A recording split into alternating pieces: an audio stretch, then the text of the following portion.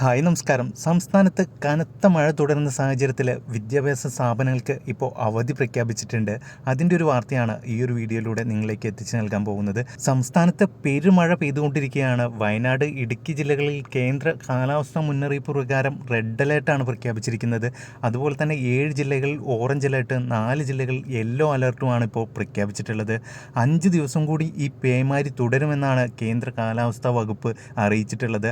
ഈ മുന്നറിയിപ്പിൻ്റെ അടിസ്ഥാനത്തിലും ശക്തമായ കാറ്റും മഴയും കണക്കിലെടുത്തുകൊണ്ടും എറണാകുളം, ഇടുക്കി, തൃശൂർ, കോട്ടയം ജില്ലകൾക്ക് അതാത് ജില്ലാ കളക്ടർമാർ നാളെ അവധി പ്രഖ്യാപിച്ചിട്ടുണ്ട്. പ്രൊഫഷണൽ കോളേജ് ഉൾപ്പെടെയാണ് എല്ലാ വിദ്യാഭ്യാസ സ്ഥാപനങ്ങൾക്കാണ് നാളെ അവധി പ്രഖ്യാപിച്ചിട്ടുള്ളത്.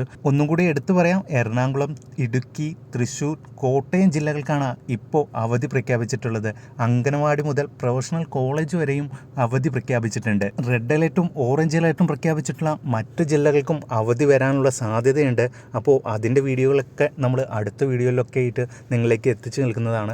അപ്പോൾ വിദ്യാർത്ഥി സുഹൃത്തുക്കൾ ഈ വീഡിയോ കാണുന്നുണ്ടെങ്കിൽ തീർച്ചയായും നിങ്ങളുടെ ഫ്രണ്ട്സിനൊന്ന് ഷെയർ ചെയ്ത് കൊടുക്കാനും ചാനൽ ഒന്ന് സബ്സ്ക്രൈബ് ചെയ്ത് വീഡിയോയ്ക്ക് ലൈക്ക് അടിക്കാനും മറക്കരുത്.